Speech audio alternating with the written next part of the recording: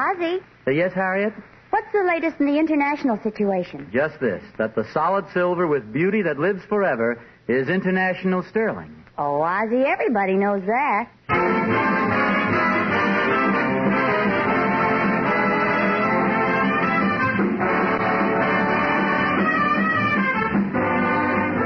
The solid silver with beauty that lives forever is International Sterling. From Hollywood, International Silver Company, creators of International Sterling, present the adventures of Ozzie and Harriet, starring America's favorite young couple, Ozzie Nelson and Harriet Hilliard.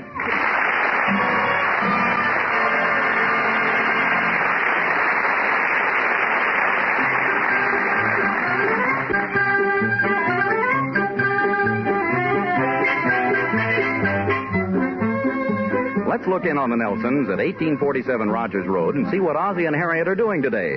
Oh, but wait. First, let's look in on the little shack on the vacant lot next door where David and Ricky Nelson and some of their little friends are holding a club meeting. As our scene opens, we hear a sound so familiar to the mother of every 8-year-old boy. Let's listen. Then I close in on them and kill them all. Then I sneak over to the camp and kill the sentries.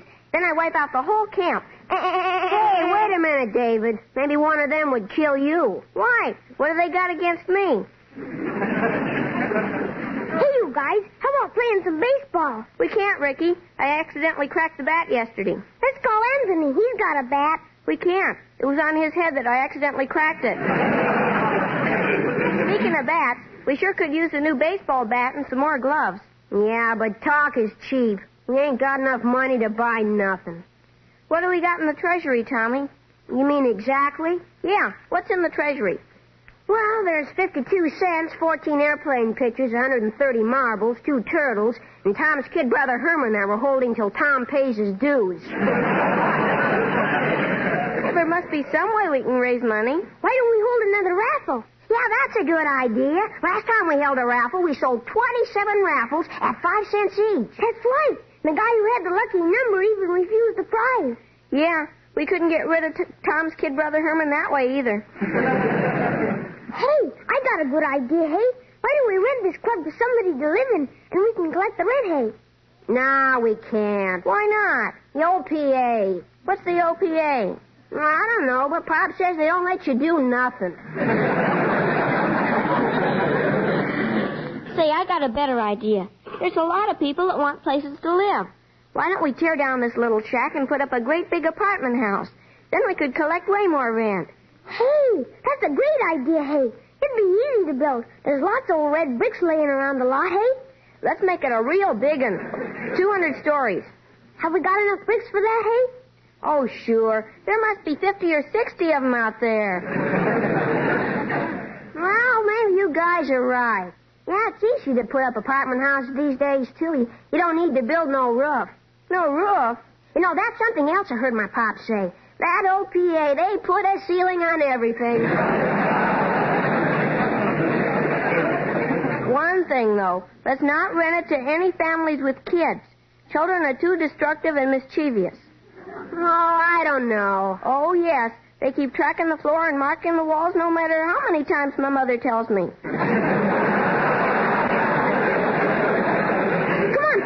Let's start building right now, hey? Oh, just a minute. We're forgetting something important. Like what? Well, first we gotta make a syndicate. Can't we just make the apartment house? No. First we gotta make the syndicate. Look at Ricky. Don't even know what a syndicate is. I don't know what a syndicate is either, Tommy. Well, that's how big businessmen do things. Oh, didn't your pop ever get together with a bunch of other guys and something very important? Yeah, sure. Well, that's a syndicate. Oh, a poker game. Well, come on, guys. Let's start building the house. Okay. I'll go get some shovels and a bag of cement. We'll get to work right away, right, Tommy? Yeah, and look what I've got. I just wrote an ad for the papers when we finish the house. You mean for the want ads? Yeah, listen to this. Beautiful apartments to rent, $2 a month. P.S. $1 a month if you're a candy manufacturer.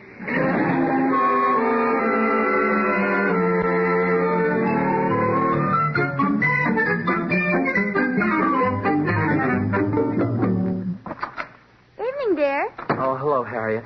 What's wrong, Ozzie? You look upset. I am upset. Harriet, do you know what a man down the street just told me? No, I don't, but I think you're good looking. Oh, well, this has nothing to do with my looks.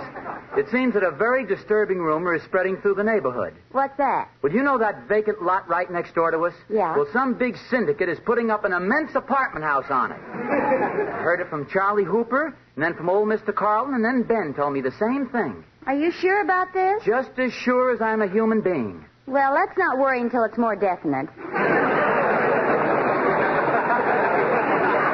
And, dear, besides, it's not a very nice lot, In fact, the kids call it the Rogers Road Dust Bowl. No, I think this is pretty serious, Harriet. Big apartment house right next door? Isn't exactly my idea of something to laugh about. I like neighbors, but not about 200 of them 10 feet away. I guess you're right at that. Besides blocking off our house and turning this street into a traffic street and a lot of other things like that, it's going to deprive all the kids of their only playground around here. And you're right. They always have so much fun playing there, too. Remember the time they were playing Follow the Leader and they all climbed up that telephone pole and then they dared you to do it? I did it, too, didn't I? Yeah. And it wasn't so very much trouble for the fire department to get you down. You know, Harriet, when I passed that clubhouse tonight on the way home, I felt terrible. All those kids, and soon they'll have no place to play. And just because some big syndicate decided to make a few more dollars. It seems to me that the freedom of youth is worth a good deal more to the community than the desires of a few big businessmen. Has the time come that we've thrown over the principles of democracy and justice for the many merely because of the importance of a select few? The senator from California has the floor. And now may I ask you a question? Go right ahead. How many times have you seen Anchors Away? Okay. Oh, no, you're right, dear. That apartment house is bad for a lot of reasons, especially from the kids' point of view. Well, I'll tell you one thing. I'm going to do everything I can to prevent it. Maybe I won't be able to, but I sure will try. I'll tell you that much. Hello, Mom. Hiya, Pop. Hello, David. Hello, son. Say, Pop, you know what me and the fellas are doing? Not now, David. Mother and I are discussing something very important. It'll only take a minute, Pop. Later, son, please. This discussion concerns you, too, and it's really very important. You know, Harriet, maybe I'll look up the zoning restrictions on apartment houses. That's what I wanted to talk to you about, Pop. The apartment house. Oh, so you know about it. Of course. As a matter of fact... Well, David, I want you to tell every single one of your friends that your father is doing everything in his power to stop that apartment house from going up. You're trying to stop it?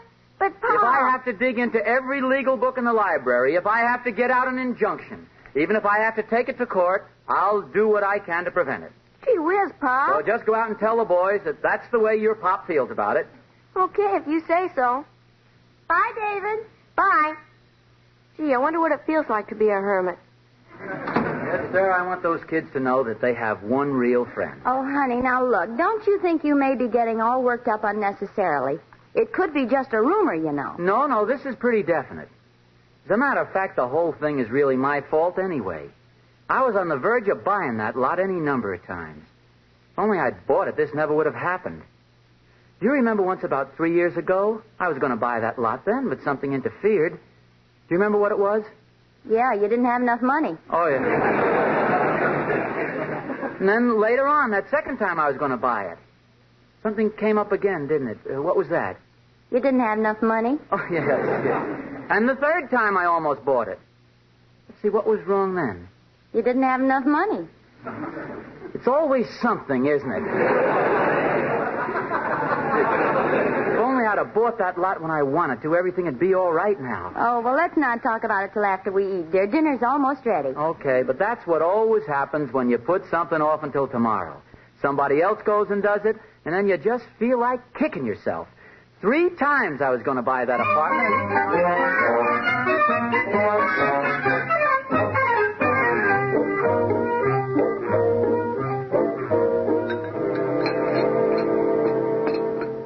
Ozzie Nelson, you've been sitting there with a sour face all through dinner. Oh, I'm sorry, dear. I was thinking about the syndicate buying that lot. I didn't realize I was being such a sourpuss. Anything I can do for you? Yeah, smile and show your teeth. I want to be able to tell you from the dill pickle. Well, Harriet, I'm just sore about not buying it. I kept putting it off and putting it off. Oh, I know, dear. I was just teasing you. Before we sit down and start figuring out what to do, I'll call Gloria so she can clear the table. Oh, Gloria! Gloria! Did you call me, Mrs. Nelson? Yes, Gloria, I did. We finished dinner. All right, Mrs. Nelson. And if you'll pardon me for saying so, Mr. Nelson looks very unhappy this evening. Oh, well, I'm sort of burned up at myself, Gloria. It's exactly as my mother always says. Procrastination is the thief of time. Oh, you're telling me. Oh, have you ever kept putting something off and finally wound up not doing it at all? Have you ever seen the dust on the piano? Well, you see, Gloria, Mr. Nelson's always wanted to buy that vacant lot next door. And it's rumored now that some big syndicate went and bought it. They did? Yeah, that's right. Somebody else bought that lot next door. Oh, that's too bad. When are they going to take it away? No, nobody's taking the lot away, Gloria. Oh, well, that's good. It'd leave such an awful hole.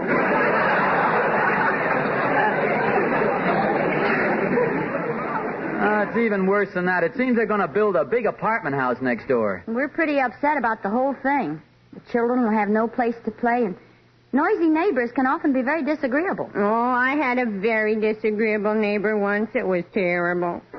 Mrs. Nelson, what would you do if you had a neighbor who shook out her dust mop practically in your living room and made noise late at night and always walked across your lawn? Well, first I'd talk to her about it. That's what I thought, but no, this woman had to call the police.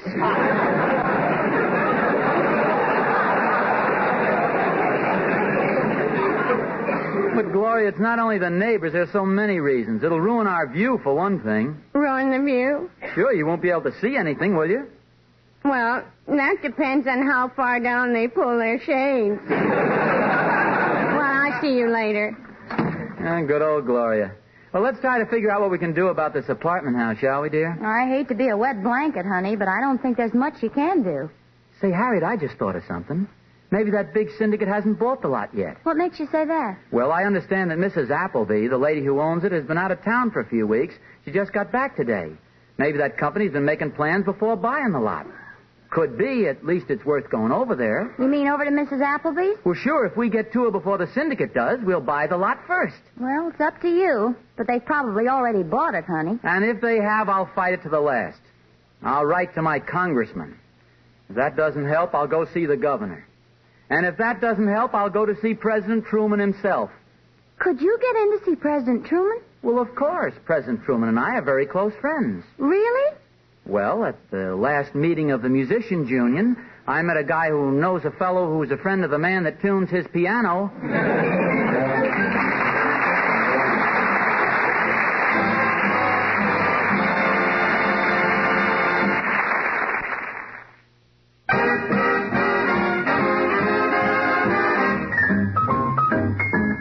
And now our lovely singing stars, the four famous King sisters.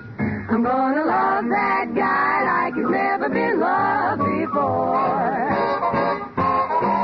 I'm gonna show that guy he's the fella that I adore.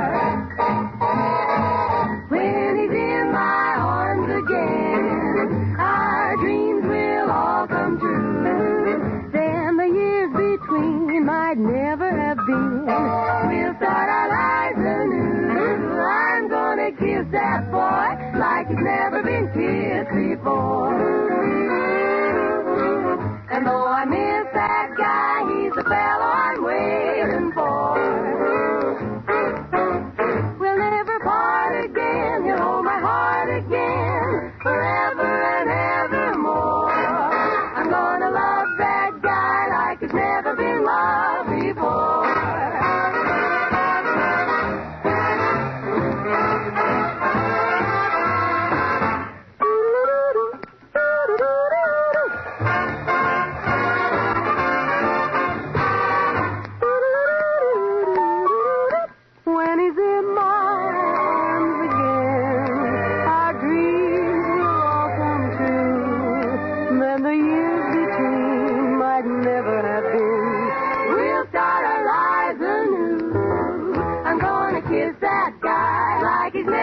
Kissed before.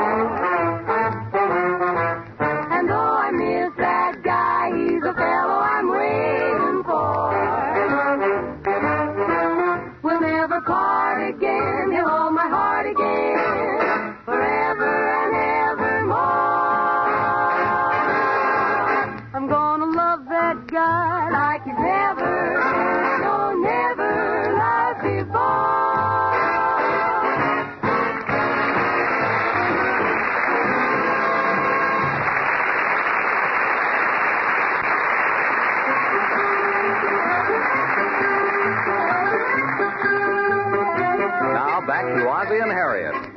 The kids of the neighborhood really started something when they decided to enlarge their clubhouse on the vacant lot next door. As a result, a false rumor started that a big syndicate was planning to build an apartment house there. Ozzie, in order to stop the building, decided to try to buy the lot before the syndicate did. We find him now with Harriet ringing the doorbell at Mrs. Appleby's, the woman who owns the lot. Oh, hello, Mrs. Appleby. Do you remember me? I live right... Oh, of course. Come right in. When did you get to town? Mrs. Appleby, I think you have me confused. Oh, aren't you a fellow by the name of Peterson who owned a leather and harness shop next to the drugstore in Scranton, Pennsylvania? No, and my name is Nelson. Oh, of course. I don't know how I mistook you for Mr. Peterson. His eyes are brown, and you're wearing a gray suit, and he died 5 years ago. Oh, yes. You know my wife, don't you, Mrs. Appleby? Oh, how do you do, Mrs. Appleby? No, I'm Mrs. Nelson. Oh, of course, my dear. You know, every time I see you two, I can't help noticing how much Mr. Nelson resembles my first husband, Cedric. Oh, that's nice. We came It's too here... bad we had to be divorced, but I guess it had to come. I ate crackers in bed, and poor Cedric couldn't stand the crumbs. Oh, that's very interesting. Those crumbs in bed used to drive Cedric crazy, and he was so clever. You know what he told the judge? No, what did he tell the judge? He said he just had to have a divorce because instead of being wedded, he was gradually being breaded. Isn't that clever? Yes.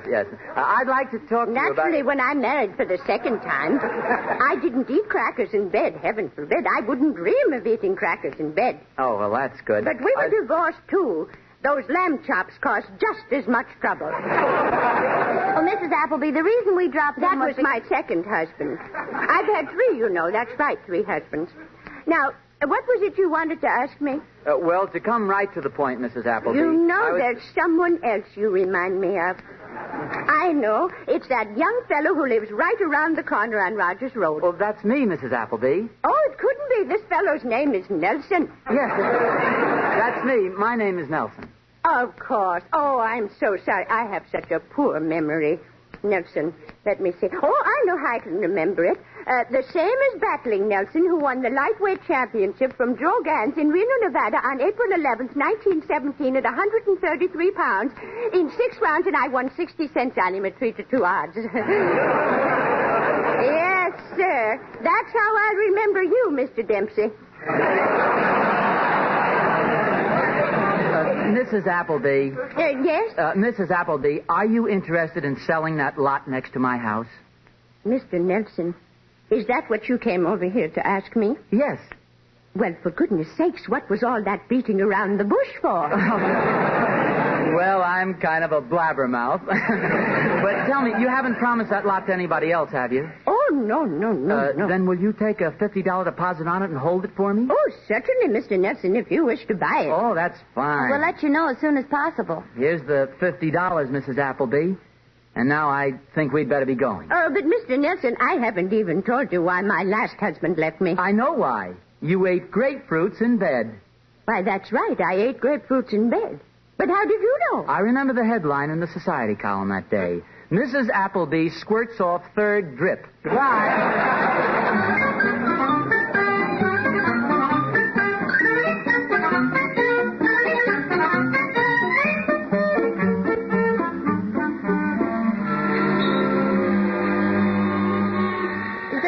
You mean, dear? Yeah, this is it. I've seen their ads in the paper.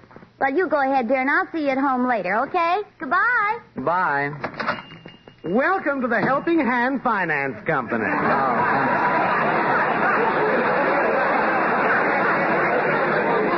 I'm thinking of buying some real estate, and I'd like to see about borrowing some money. Well, you came to the right place, friend. Because we always have plenty of money.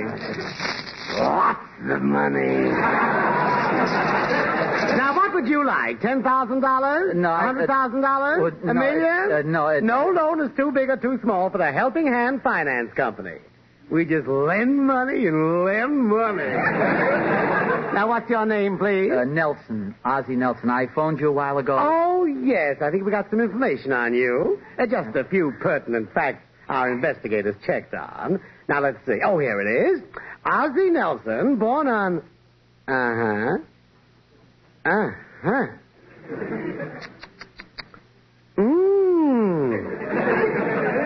We've led a very interesting life, haven't we? Well, you know, that is... And let's see. One night in June 1938, while you were...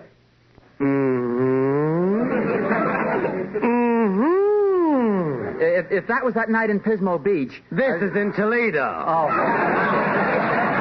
And then you...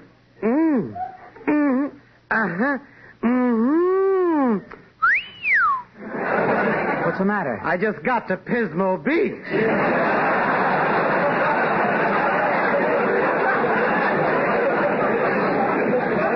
Well, I guess it'll be all right. Now, how much do you want to borrow? Well, you see, I'm not sure yet. I just wanted to line everything up for a certain big deal. Suppose I call back tomorrow. Would that be Splendid, all right? Mr. Nelson, yes. We'll be happy to serve you. And please bear in mind, Mr. Nelson, or Ozzy, if I may, we don't want you to look upon this as a cold business deal. We want you to think of us as warm friends who are glad to help you out in your hour of need. Your signature on one of our applications is like the warm hand clasp of two dear friends. That's why we call ourselves the Helping Hand Finance Company, because we give you a helping hand. Oh, well, thanks. Oh, just one thing. Suppose I can't meet my payments on time. Do you still extend a helping hand? Well, in that case, we use our foot a little. Goodbye.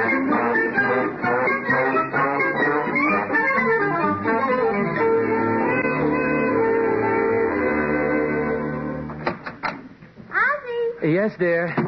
honey, I've been thinking over this whole business about the apartment house. I know, dear, you've been thinking, but your husband's a man of action. I've got everything lined up. My credit's okay at the finance company, and now I'll go over to Mrs. Appleby and start to talk real business. But, darling... I can just imagine how that big syndicate is going to feel when they find out they've been outsmarted by a guy who's a little too fast for them. Well, I just hope you haven't wasted $50 and a whole lot of time and energy, that's all. Oh, Harriet, please. Hello, Mom. Hello, Pop. Well, David, what did the gang say when you told them your old man was putting a stop to that apartment house business, eh?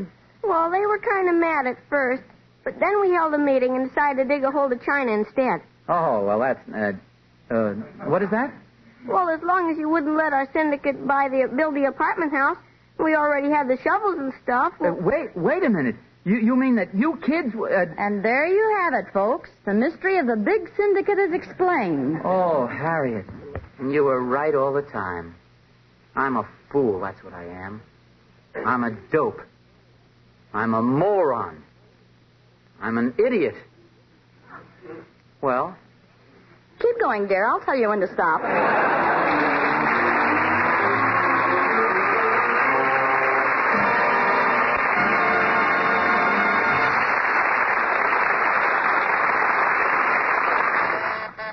I'll get it. Hello, Mr. Nelson, Mrs. Nelson. Remember me, Mrs. Appleby? Oh, my goodness, that rhymes, doesn't it? Well, I had a little trouble finding Pardon me, but did you happen to come in to see us about the lot, Mrs. Appleby? Did I? Oh, yes, of course. Yes. I came to find out if you still want to buy it. Mrs. Appleby, I'm sorry to cause you this trouble, but we've decided not to buy the lot. Naturally, we forfeit the $50 deposit. Oh, no. I insist on giving it back to you. Oh, but Mrs. Appleby, we want to be fair with you. After all, you lose enough by not selling the lot. Well, that's what I wanted to tell you. You see, I've already sold the lot, and I was afraid you'd be upset about it. Oh, you sold it? Yes, isn't that good news?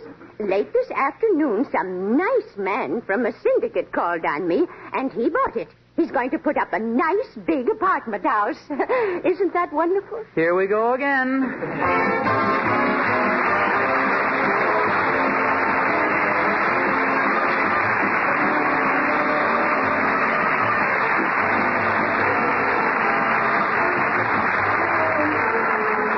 International Silver Company, creators of International Sterling, invite you to listen again next Sunday to the adventures of Ozzie and Harriet, with songs by the King Sisters and music by Ozzie Nelson's orchestra. Don't forget, the solid silver with beauty that lives forever is International Sterling. You're right, Harriet. The solid silver with beauty that lives forever is International Sterling.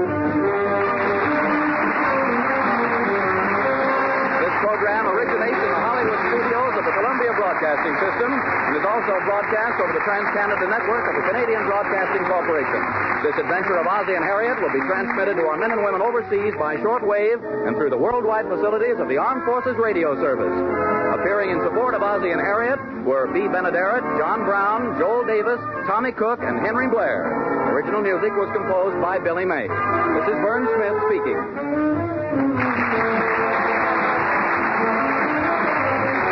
This is CBS, the Columbia Broadcasting System.